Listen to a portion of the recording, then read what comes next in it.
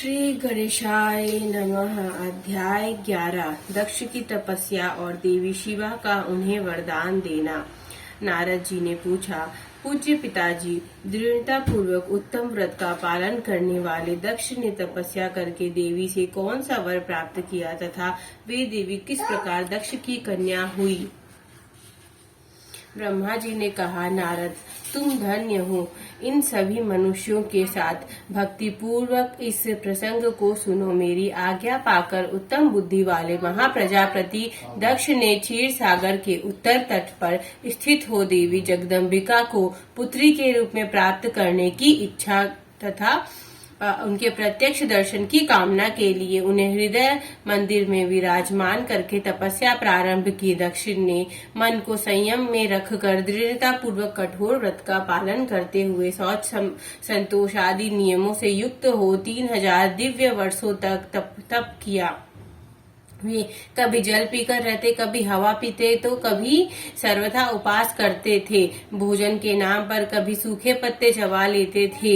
मुनि श्रेष्ठ नारद तदंतर यम नियमादि से युक्त हो जगदम्बिका पूजा में लगे हुए दक्ष को देवी शिवा ने प्रत्यक्ष दर्शन दिया। जगमनीय जगदम्बा का प्रत्यक्ष दर्शन पाकर प्रजापति दक्ष ने अपने आप को कृतकृत्य माना। वे कालिका देवी सिंह पर आरूढ़ थी। उनकी अंग कांति श्याम थी, मुख बड़ा ही मनोहर था। वे 4 भुजाओं से युक्त थी और हाथों में वरद, अभय, नील कमल और खड्ग धारण किए हुए थी। उनकी मूर्ति बड़ी मनोहारिणी थी। नेत्र कुछ लाल थे, खुले हुए केश बड़े सुंदर थे। उत्तम प्रभाव से प्रकाशित होने वाली उन जगदम्बा को भली भांति प्रणाम करके दक्ष विचित्र वचनावलियों द्वारा उनकी स्तुति करने लगा। दक्ष ने कहा, जगदम महामाय जगदीश महेश्वरी, आपको नमस्कार है। आपने कृपा करके मुझे अपने स्वरूप का दर्शन कराया है। भगवती आद्य मुझ पर प्रसन्न होइए। शिव रूपणी प्रसन्न होइए। भक्त वरदायिनी प्रसन्न होइए। जगन्माय आपको मेरा नमस्कार है। ब्रह्मा जी कहते हैं, मुने, संयत चित्त वाले दक्ष ने इस प्रकार स्तुति करने पर महेश्वरी शिवा ने स्वयं ही उनके अभिप्राय को जान लिया। तो भी दक्ष ने इस प्रकार कहा, दक्ष, तुम्हारी इस उत्तम भक्ति से मैं बहुत संतुष्ट हूँ। तुम अपना मनोवांछित वर मांगो, तुम्हारे लिए मुझे कुछ भी अदेय नहीं है। जगदम्बा की यह बात सुनकर प्रजापति दक्ष बहुत प्रसन्न हुए और उन शिवा को बारंबार प्रणाम करते हुए बोले। दक्ष ने कहा, जगदम्ब महामाय, यदि आप मुझे वर देने के लिए उद्यत हैं तो मेरी बातें सुनिए और प्रसन्नता पूर्वक मेरी इच्छा पूर्ण कीजिए। मेरे स्वामी जी जो भगवान शिव हैं, वे रुद्र नाम धारण करके ब्रह्मा जी के पुत्र से रूप से अवतरित हुए हैं। वे परमात्मा शिव के पूर्णावतार हैं, परंतु आपका कोई अवतार नहीं हुआ। फिर उनकी पत्नी कौन होगी? अतः शिवे, आप भूतल पर अवतरीण होकर उन महेश्वर को अपने रूप लावण्य से मोहित कीजिए। देवी, आपके सिवा दूसरी ओर स्त्री रुद्र देव को कभी मोहित नहीं कर सकती, इसलिए आप मेरी पुत्री होकर इस समय महादेव जी की पत्नी होइए। इस प्रकार सुंदर लीला करके आप हर मोहिनी भगवान शिव को मोहित करने वाली बनिए। देवी, यदि यही मेरे लिए वर है, यह केवल मेरी ही स्वार्थ की बात हो, ऐसा नहीं सोचना चाहिए। इसमें मेरे ही साथ संपूर्ण जगत का भी हित है। ब्रह्मा, विष्णु और शिव में से ब्रह्मा जी की प्रेरणा से मैं यहाँ आया हूँ। प्रजापति दक्ष का यह वचन सुनकर जगदम्बिका शिवा हंस पड़ी और मन ही मन भगवान शिव का स्मरण करके ये बोली। देवी ने कहा, तात प्रजापति दक्ष, मेरी उत्तम बातें सुनो। यह मैं सत्य कहती हूँ, तुम्हारी भक्ति से अत्यंत प्रसन्न हो, तुम्हें संपूर्ण मनोवांछित वस्तु देने के लिए उद्यत हूँ। दक्ष, यद्यपि मैं महेश्वरी हूँ, तथापि तुम्हारी भक्ति के अधीन हो तुम्हारी पत्नी के गर्भ से तुम्हारी पुत्री के रूप में अवतीर्ण होंगी, इसमें संशय नहीं है। अनग मैं अत्यंत दुस्सह तपस्या करके ऐसा प्रयत्न करूंगी जिससे महादेवी जी का वर पाकर उनकी पत्नी हो जाऊं। इसके सिवा और किसी उपाय से कार्य सिद्ध नहीं हो सकता, क्योंकि वे भगवान सदाशिव सर्वथा निर्विकार है, ब्रह्मा और विष्णु के भी सेव्य है तथा नित्य परिपूर्ण ही है। मैं सदा उनकी दासी और प्रिया हूँ। प्रत्येक जन्म में मैं नाना रूप धारणी शंभु हूँ। शंभु ही मेरे स्वामी होते हैं। भगवान सदाशिव अपने दिए हुए वर के प्रभाव से ब्रह्मा जी के भ्रकुटी से रुद्र रूप में अवतरीण हुए हैं। मैं भी उनके वर से उनकी आज्ञा के अनुसार यहाँ अवतार लूंगी। तात, अब तुम अपने घर को जाओ। इस कार्य में जो मेरी दूती अथवा सहायिका होगी उसे मैंने जान लिया है। ये अब शीघ्र ही मैं तुम्हारी पुत्री होकर महादेव जी की पत्नी बनूंगी। दक्ष से यह उत्तम वचन कहकर मन ही मन शिव की आज्ञा प्राप्त करके शिवा ने शिव के चरणाविंदों का चिंतन करते हुए फिर कहा, प्रजापति, परंतु मेरा एक प्रण है, उसे तुम्हें सदा मन में रखना चाहिए। मैं उस प्रण को सुना देती हूँ, तुम उसे सत्य समझो, मिथ्या न मानो। यदि कभी मेरे प्रति तुम्हारा आदर घट जाए तब उसी समय मैं अपने शरीर को त्याग दूंगी, अपने स्वरूप में लीन हो जाऊंगी अथवा दूसरा शरीर धारण कर लूंगी। मेरा यह कथन सत्य है प्रजापति। प्रत्येक सर्ग या कल्प के लिए तुम्हें यह वर दे दिया है। मैं तुम्हारी पुत्री होकर भगवान शिव की पत्नी होंगी। मुख्य प्रजापति दक्ष से यह ऐसा कहकर महेश्वरी शिवा उनके देखते देखते वहीं अंतर्ध्यान हो गई। दुर्गा जी के अंतर्ध्यान होने पर दक्ष भी अपने आश्रम को लौट गए और यह सोचकर प्रसन्न होने लगे कि देवी शिवा मेरी पुत्री होने वाली है। इस तरह अध्याय 11 और 12 संपूर्ण होता है। अगला अध्याय। ब्रह्मा जी की आज्ञा से दक्ष द्वारा मैथुनी सृष्टि का आरंभ अपने पुत्र हर्यशवों और शबलाशवों को निर्वित्त मार्ग में भेजने के कारण दक्ष को नारद को शाप देना। ब्रह्मा जी कहते हैं, नारद, प्रजापति दक्ष अपने आश्रम पर जाकर मेरी आज्ञा पाहर्ष भरे मन से नाना प्रकार की मानसिक सृष्टि करने लगा। उस प्रजा सृष्टि को बढ़ती हुई न देख प्रजापति दक्ष ने अपने पिता मुझ ब्रह्मा से कहा। दक्ष बोले, ब्रह्मन, तात, प्रजानाथ, प्रजा बढ़ नहीं रही है। प्रभु, मैंने जितने जीवों की सृष्टि की थी वे सब उतने ही रह गए हैं। प्रजानाथ, मैं क्या करूं? जिस उपाय से ये जीव अपने आप बढ़ने लगे वह मुझे बताइए। तदनुसार मैं प्रजा की सृष्टि करूंगा, इसमें संशय नहीं है। ब्रह्मा जी ने मैंने कहा, तात, प्रजापति दक्ष, मेरी उत्तम बातें सुनो और उसके अनुसार कार्य करो। सूर श्रेष्ठ भगवान शिव तुम्हारा कल्याण करेंगे। प्रजेश प्रजापति पंचजन वीरण की जो परम सुंदरी पुत्री अश्विनी है उसे तुम पत्नी रूप से ग्रहण करो। स्त्री के साथ मैथुन धर्म का आश्रय ले तुम पुनः इस प्रजा सर्ग को बढ़ाओ। अश्विनी जैसी कामिनी के गर्भ से तुम बहुत सी संतानें उत्पन्न कर सकोगे। तदंतर मैथुन धर्म से प्रजा की उत्पत्ति करने के उद्देश्य से प्रजापति दक्ष ने मेरी आज्ञा के अनुसार वीरण प्रजापति की पुत्री के साथ विवाह किया। अपनी पत्नी वीरणी के गर्भ से प्रजापति दक्ष ने 10,000 पुत्र उत्पन्न किए जो हर्यशव कहलाए। मुने यह सब के सब पुत्र समान धर्म का आचरण करने वाले हुए। पिता की भक्ति में तत्पर रहकर वे सदा वैदिक मार्ग पर ही चलते थे। एक समय पिता ने उन्हें प्रजा की सृष्टि करने का आदेश दिया था। तब वे सभी दाक्षायण नामधारी पुत्र सृष्टि के उद्देश्य से तपस्या करने के लिए पश्चिम दिशा की ओर गए। महानारायण सर नामक परम पावन तीर्थ है जहाँ दिव्य सिंधु नद और समुद्र का संगम हुआ है। तब उस तीर्थ जल का ही निकट से स्पर्श करते उनका अंतःकरण शुद्ध एवं ज्ञान से संपन्न हो गया। उनकी आंतरिक मल राशि धुल गई और वे परम हंस धर्म में स्थित हो गए। दक्ष के वे सभी पुत्र पिता के आदेश में बंधे हुए थे, अतः मन को सुस्थिर करके प्रजा की वृद्धि के लिए वहां तप करने लगे। वे सभी सत्पुरुषों में श्रेष्ठ थे। नारद, जब तुम्हें पता लगा कि हर सव्य गण सृष्टि के लिए तपस्या कर रहे हैं, तब भगवान लक्ष्मीपति के हार्दिक अभिप्राय को जानकर तुम स्वयं उनके पास गए और आदर पूर्वक ये क्यों बोले, दक्ष पुत्र हर सव्य गण, तुम लोग पृथ्वी का अंत देखे बिना सृष्टि रचना करने के लिए कैसे उद्यत हो गए।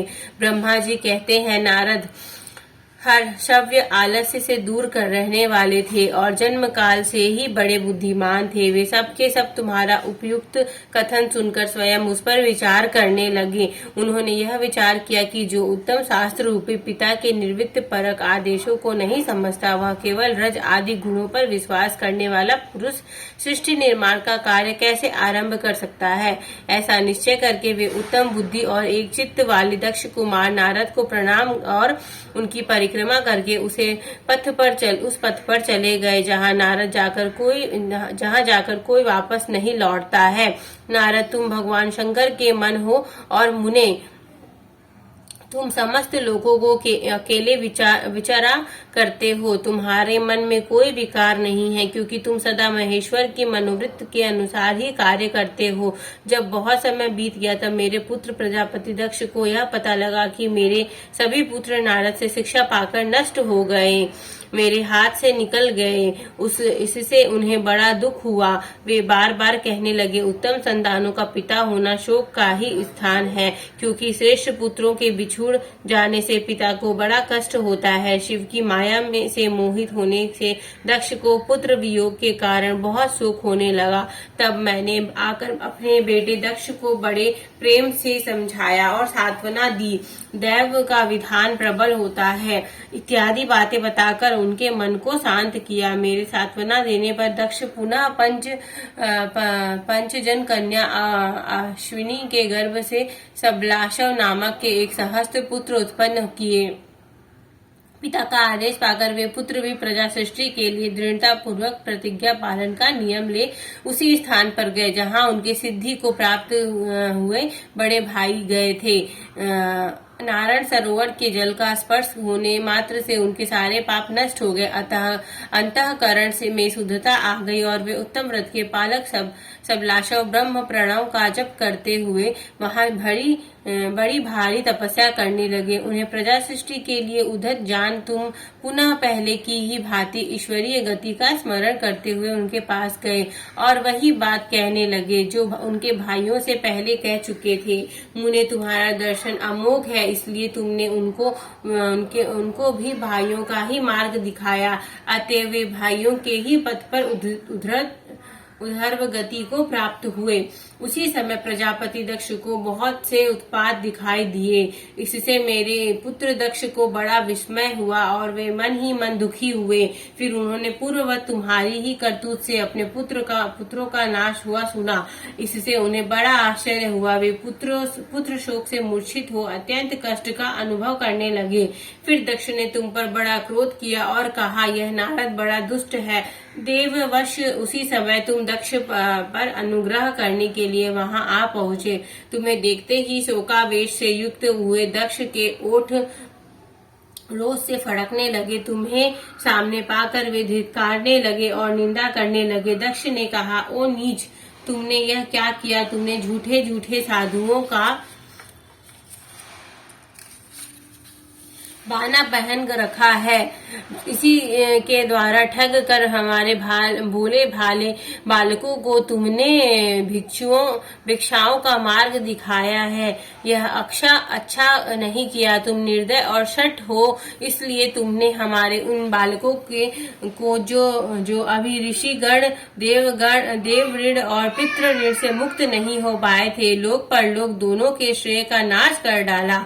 जो पुरुष इन तीनों ऋणों को उतारे बिना ही मोक्ष की इच्छा मन में लिए माता पिता को त्याग कर घर से निकल जाता है, सन्यासी हो जाता है, वह अधोगति को प्राप्त होता है। तुम निर्दय और बड़े निर्लज हो, बच्चों की बुद्धि में भेद पैदा करने वाले हो और अपने सुयश को स्वयं ही नष्ट कर रहे हो। मूढ़ मते, तुम भगवान विष्णु के पार्षदों में व्यर्थ ही घूमते फिरते हो। अधमाधम, तुमने बारंबार मेरा अमंगल किया है, अतः आज से तीनों लोकों में विचरते हुए तुम्हारा पैर कहीं स्थिर नहीं रहेगा अथवा कभी कहीं भी तुम्हें ठहरने के लिए सुस्थिर ठौर ठिकाना नहीं मिलेगा। नारद, यद्यपि तुम साधु पुरुषों द्वारा सम्मानित हो, तथापि उस समय दक्ष ने शोकवश तुम्हें वैसा शाप दे दिया। वे ईश्वर की इच्छा को नहीं समझे, शिव की माया ने उन्हें अत्यंत मोहित कर दिया था। मुने, तुमने उस शाप को चुपचाप ग्रहण कर लिया और अपने चित्त में विकार नहीं आने दिया। यही ब्रह्म भाव है। ईश्वर कोटि के महात्मा पुरुष स्वयं शाप को मिटा देने में समर्थ होने पर भी उसे सह लेते हैं। दक्ष इस तरह अध्याय 13 संपूर्ण होता है।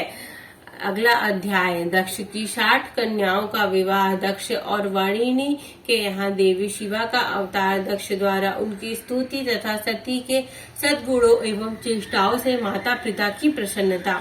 ब्रह्मा जी कहते हैं, देवेश्वर, इसी समय दक्ष के इस बर्ताव को जानकर मैं भी वहां आ पहुंचा और पूर्वरत उन्हें शांत करने के लिए सांत्वना देने लगा। तुम्हारी प्रसन्नता को बढ़ाते हुए मैंने दक्ष के साथ तुम्हारा सुंदर स्नेहपूर्ण संबंध स्थापित कराया। तुम मेरे पुत्र हो, मुनियों में श्रेष्ठ और संपूर्ण देवताओं के प्रिय हो, अतः बड़े प्रेम से तुम्हें आश्वासना देकर मैं फिर अपने स्थान पर आ गया। तदंतर प्रजापति दक्ष ने मेरी अनुनय के अनुसार अपनी पत्नी के गर्भ से 60 सुंदरी कन्याओं को जन्म दिया और आलस्य रहित हो धर्म आदि के साथ उन सबका विवाह करा दिया।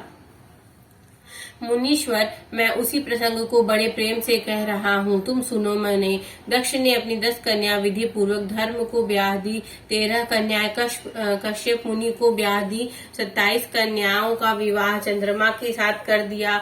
भूत या ब्रह्मपुत्र अंगिरा तथा कृशाशव को उन्होंने 2-2 कन्याएं दी और शेष 4 कन्याओं का विवाह तार्क्ष्य या अरिष्ट नेमि के साथ कर दिया। इन सब की संतान परंपराओं से तीनों लोग भरे पड़े हैं, अतः विस्तार भय से उनका वर्णन नहीं किया जाता। कुछ लोग शिवा या सती को दक्ष की ज्येष्ठ पुत्री बताते हैं, दूसरे लोग उन्हें मझली पुत्री कहते हैं और कुछ अन्य लोग सबसे छोटी पुत्री मानते हैं। कल्प भेद से ये तीनों मत ठीक है। पुत्र और पुत्रियों की उत्पत्ति के पश्चात पत्नी सहित प्रजापति दक्ष ने बड़े प्रेम से मन ही मन जगदम्बिका का ध्यान किया, साथ ही गद वाणिनी से प्रेम पूर्वक उनकी स्तुति भी की। बारंबार अंजलि बांध नमस्कार करके वे विनती भाव से देवी को मस्तक झुकाते थे। इससे देवी शिवा संतुष्ट हुई और उन्होंने अपने प्रण की पूर्ति के लिए मन ही मन यह विचार किया कि अब मैं वारिणी के गर्भ से अवतार लूं। ऐसा विचार कर वे जगदम्बा दक्ष के हृदय में निवास करने लगी। मुनि श्रेष्ठ, उस समय दक्ष की बड़ी शोभा होने लगी। फिर उत्तम मुहूर्त देखकर दक्ष ने अपनी पत्नी से प्रसन्नता पूर्वक गर्भ धारण किया। तब दयालु शिवा दक्ष पत्नी के चित्त में निवास करने लगी। उनमें गर्भ धारण के सभी चिन्ह प्रकट हो गए। तात उस अवस्था में वारिणी की शोभा बढ़ गई और उसके चित्त में अधिक हर्ष छा गया। भगवती शिवा के निवास के प्रभाव से वारिणी महामंगल रूपणी हो गई। दक्ष ने अपने कुल संप्रदाय, वेद ज्ञान और हार्दिक उत्साह के अनुसार प्रसन्नता पूर्वक पुंसवन आदि संस्कार संबंधी श्रेष्ठ क्रियाएं संपन्न की। उन कर्मों के अनुष्ठान के समय महान उत्सव हुआ। प्रजापति ने ब्राह्मणों को उनकी इच्छा के अनुसार धन दिया। उस अवसर पर वारिणी के गर्भ में देवी का निवास हुआ जानकर श्री विष्णु आदि सब देवताओं को बड़ी प्रसन्नता हुई।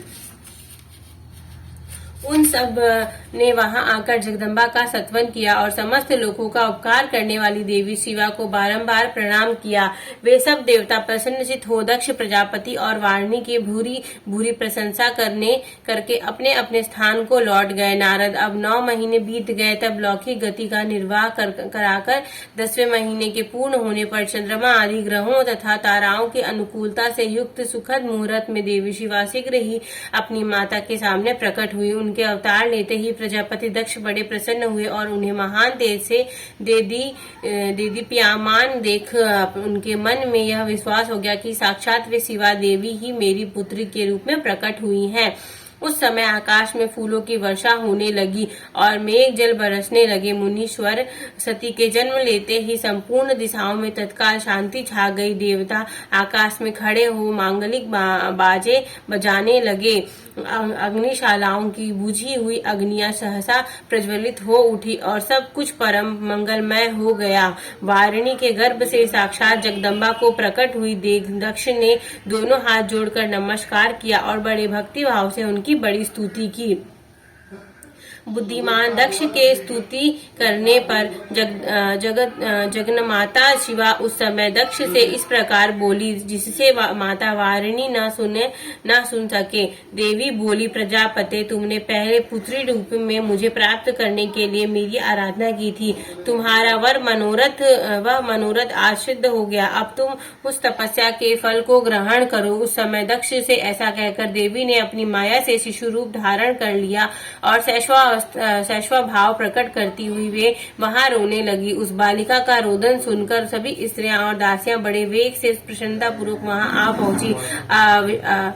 अश्विनी की पुत्री का अलौकिक रूप देखकर उन सभी स्त्रियों का बड़ा हर्ष हुआ। नगर के सब लोग उस समय जय जयकार करने लगे।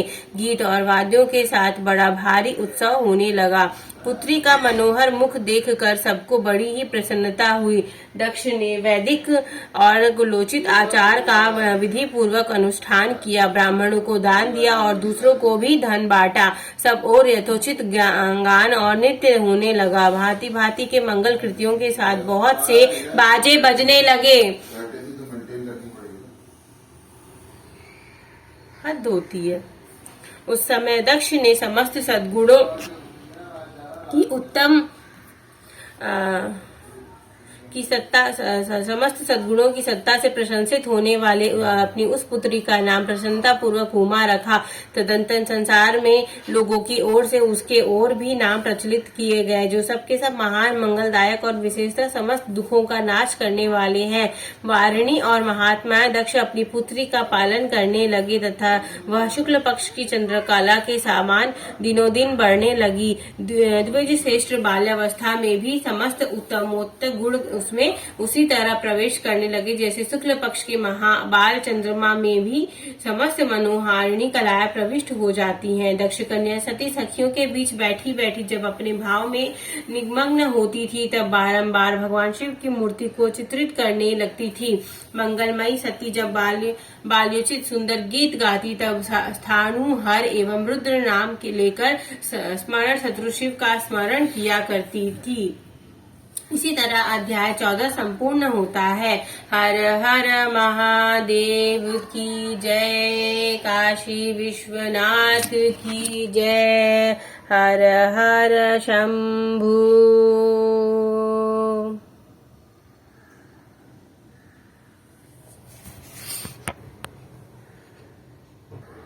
ओम जय शिव ओमकारा, प्रभु हर शिव ओमकारा,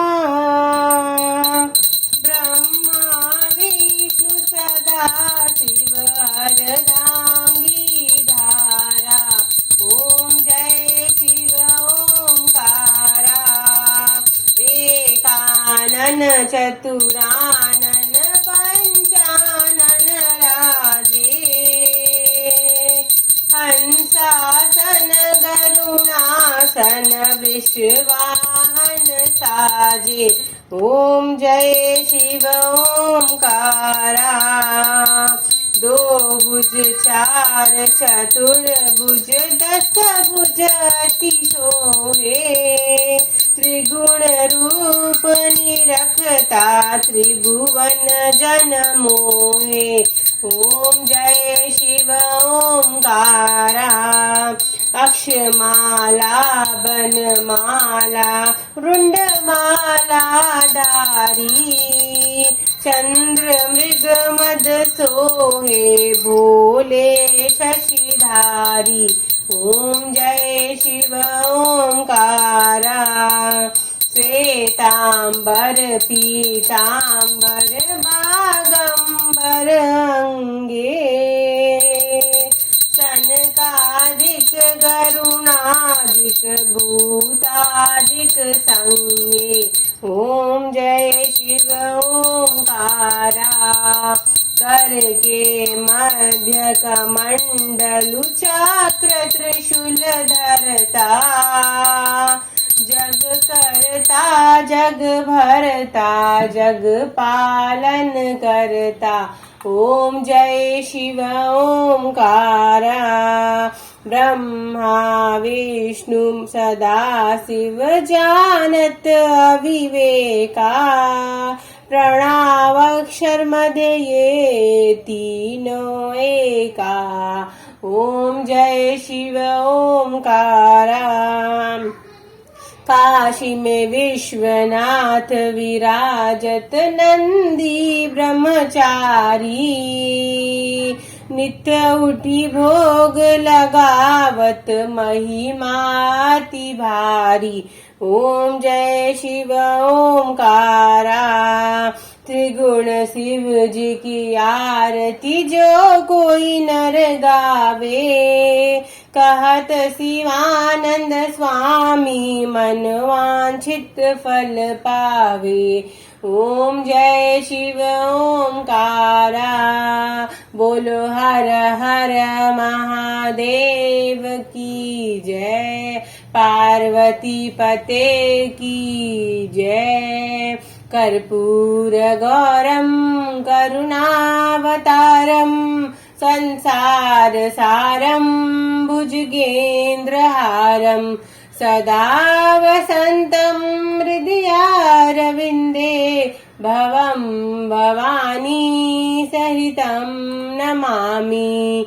त्वमेव माता च पिता त्वमेव त्वमेव बन्धु च सखा त्वमेव त्वमेव विद्या द्रविणं त्वमेव त्वमेव सर्वं मम देव देव। बोलो हर हर महादेव की जय।